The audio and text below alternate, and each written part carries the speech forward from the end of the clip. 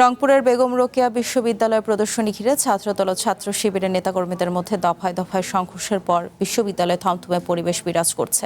এই মুহূর্তে বিশ্ববিদ্যালয়ে রয়েছেন রেজাউল ইসলাম বাবু, আমরা যুক্ত হচ্ছি তার সঙ্গে। বাবু, প্রথমেই জানতে চাই যে বিশ্ববিদ্যালয়ে এখন কি পরিস্থিতি দেখছেন, আর পাশাপাশি আরেকটু জানাবেন যে আহত শিক্ষার্থীদের বর্তমান অবস্থা এবং এই ঘটনায় কোনো মামলা হয়েছে কিনা। জি বিলাসী, আপনি যেমনটি বলছিলেন যে গতকাল কিন্তু ছাত্র শিবিরের দিনব্যাপী জুলাই অভ্যুত্থান নিয়ে কর্মসূচি ছিল। সে কর্মসূচি তারা পালন করে, বিভিন্ন অনুষ্ঠানের আয়োজন করে। এর মধ্যে তাদের বিকেলে আলোকচিত্র প্রদর্শনী ছিল। এই আলোকচিত্র প্রদর্শনীকে ঘিরেই কিন্তু ছাত্রদল এবং ছাত্র শিবিরের মধ্যে উত্তেজনা দেখা দেয়।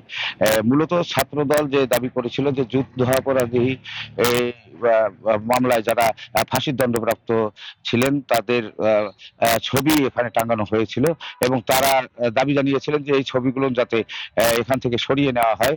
এ নিয়েই আসলে ছাত্র দল এবং ছাত্র শিবিরের মধ্যে উত্তেজনা দেখা দেয় এবং সন্ধ্যার পর পর্যন্ত তারা কিন্তু কথার মধ্যে থাকলেও পরবর্তীতে কিন্তু এটা মানে ধাওয়া পাল্টা ধাওয়ায় রূপ নেয় এবং এক পর্যায়ে রংপুর কুড়িগ্রাম লালমনিরহাট মহাসড়ক কে যান চলাচল বন্ধ হয়ে যায় এবং তুমুল ধাওয়া পাল্টা ধাওয়া চলতে থাকে রাত 1টা পর্যন্ত। এই ঘটনায় কিন্তু তাদের সংঘর্ষের মধ্যে পড়ে আহত হয় ছাত্র শিবিরের 4 কর্মী এবং ছাত্র দলের 1 কর্মী। এখন আমরা যতটুকু জানতে পেরেছি যে তারা কিন্তু প্রাথমিক চিকিৎসা নিয়ে বাসায় ফিরে গেছেন রাতেই, যারা আহত হয়েছেন।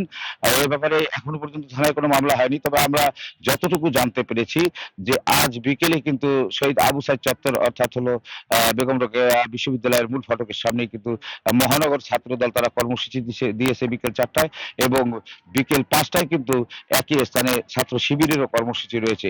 সব মিলে বলা যায় যে থমথমে অবস্থা বিরাজ করছে, যদিও এখন পরিস্থিতি অনেকটাই শান্ত।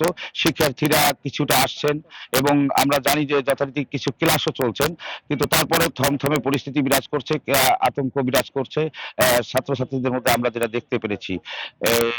বিলাসী, এই ছিল আমার কাছে রংপুরের বেগম রোকেয়া বিশ্ববিদ্যালয় নিয়ে সর্বশেষ খবর। পরবর্তী পরিস্থিতি আমরা আপনার জানিয়ে দেব।